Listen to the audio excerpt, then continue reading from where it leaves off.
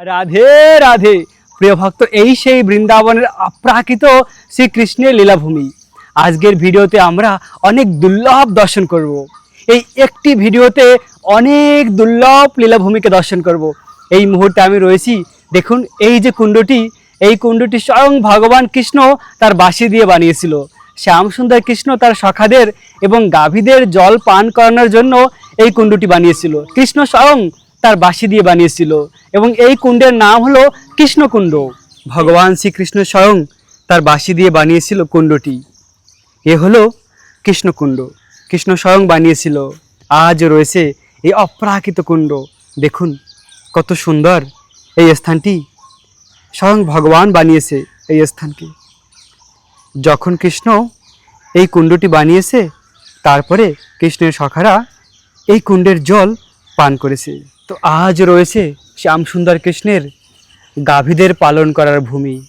কৃষ্ণ সখাদের নিয়ে এসে এবং গাভীদের নিয়ে ওই স্থানে গোচরণ লীলা করেছে।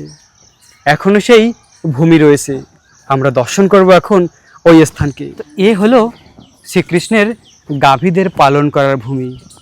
কৃষ্ণ তার সখাদের নিয়ে গাভীদের পালন করত এই স্থানে। দেখুন প্রিয় ভক্ত, এই হলো বন, অরণ্য। এই অরণ্যের মাঝে গোবিন্দ গাভীদের পালন করেছে, সখাদের নিয়ে অনেক আনন্দ করেছে কৃষ্ণ এই স্থানে।